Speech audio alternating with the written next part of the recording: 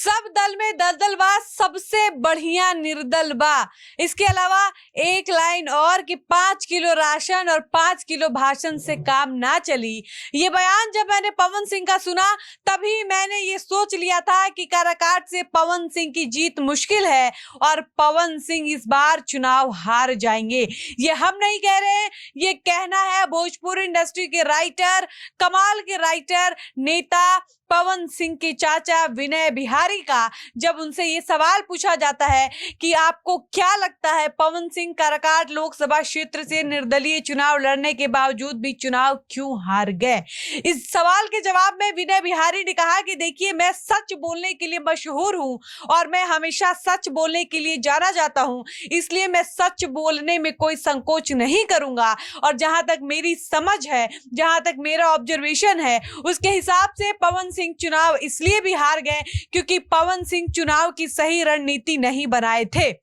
विनय बिहारी ने कहा कि पवन सिंह जब जब अपने क्षेत्र में भाषण दे रहे थे, लोगों को संबोधित कर रहे थे, तब तब पवन सिंह को कहीं ना कहीं इस बात की जिक्र करनी चाहिए थे कि हम जीत जाएंगे तो कहां जाएंगे। लेकिन पवन सिंह ठीक उल्टा कर रहे थे, जिसका परिणाम ये हुआ कि वो इस बार जब अपनी राजनीति में अपनी किस्मत आजमा रहे थे, अपने जीवन की तीसरी पारी खेल रहे थे और उस वक्त उनकी किस्मत साथ नहीं देती है और वो चुनाव हार जाते हैं। हालांकि विनय बिहारी ने कहा कि पवन सिंह को जितने वोट मिले हैं वो भी कम वोट नहीं है, काफी अच्छी संख्या की वोट पवन सिंह के हिस्से में आई थी और ये इसलिए भी हो पाया क्योंकि पवन सिंह का स्टारडम तगड़ा है, पवन सिंह का फैन बेस बहुत मजबूत है, पवन सिंह को देखने सुनने जानने वाले लोगों की संख्या की भरमार है। ये वजह एक रही है जिसकी वजह से पवन सिंह को अच्छा खासा वोट पड़ा है, वरना कोई साधारण व्यक्ति काराकाट लोकसभा सीट से चुनाव लड़ने का विचार बनाता तो उसकी हार पवन सिंह से भी बुरे तरीके से होती। बाकी आपको बता दें कि विनय बिहारी जी का साफ कहना यह है कि पवन सिंह एक तरफ मोदी जी के खुद को बहुत बड़े प्रशंसक बताते हैं, अपने आप को मोदी जी के सिपाही बताते थे, और वहीं जब वो काराकाट में लोगों को संबोधित करते थे, क्षेत्र में घूमने जाते थे, तो हमने कई बार पवन सिंह को ये कहते हुए सुना है कि सब दल में दलदल बा, सबसे बढ़िया निर्दल बा।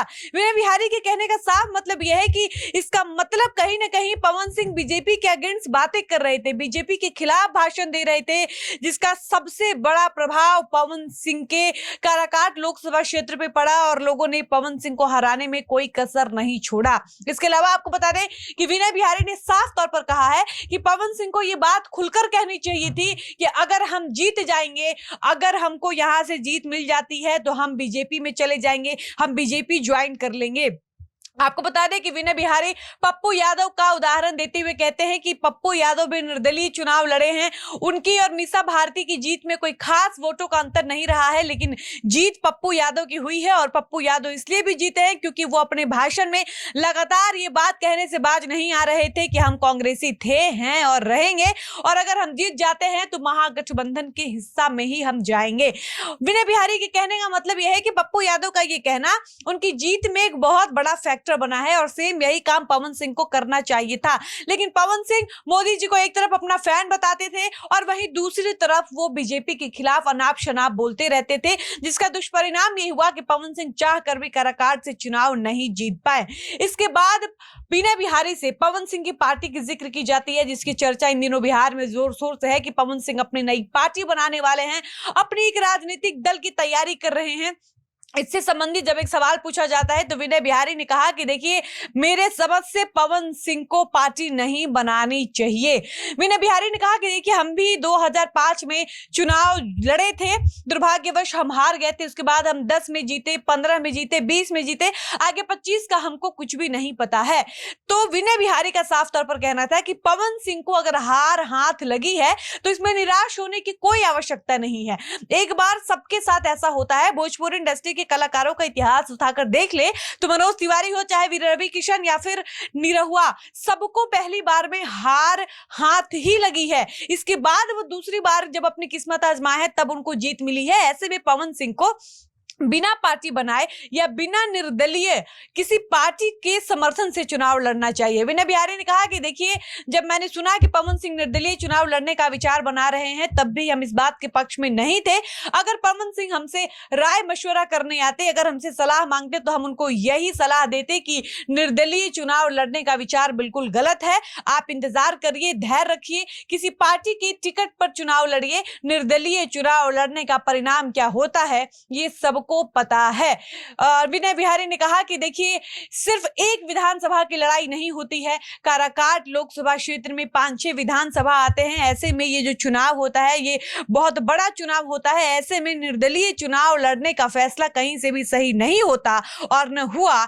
ऐसे में हम अभी भी पवन सिंह अगर हमसे ओपिनियन लेने आएंगे, कुछ निर्णय करने आएंगे, राय मशवरा करने आएंगे, तो मेरा सलाह उनको यही रहेगा कि आप निर्दलीय चुनाव लड़ने का विचार कभी मत बनाइएगा। और अगर आप अपनी पार्टी बनाने का भी विचार कर रहे हैं, तो ये विचार भी बदल दीजिए। आपको किसी राजनीतिक पार्टी का सहारा लेना चाहिए, चाहे वो बीजेपी हो या फिर कांग्रेस हो। लेकिन मुख्य तौर पर विनय बिहारी जिस पार्टी की समर्थन की बात कर रहे हैं, उनकी इच्छा है कि पवन सिंह को अभी भी बीजेपी का समर्थन करना चाहिए। और अगली बार वो चाहे विधानसभा का चुनाव लड़ना चाहें या फिर 2029 में फिर से वो कोई चुनाव लड़ना चाहे, तो उनको बीजेपी की टिकट पर ही चुनाव लड़ना चाहिए। ये कहना है विनय बिहारी का। बाकी आपकी इस पर क्या राय है? क्या आपको लगता है कि पवन सिंह को अपनी राजनीतिक पार्टी बनानी चाहिए? अपनी राय बताइएगा। वीडियो को समाप्त करते हैं, मिलते हैं नए वीडियो में। मेरा नाम डॉली पांडे है और आप देख रहे थे सच टॉक्स।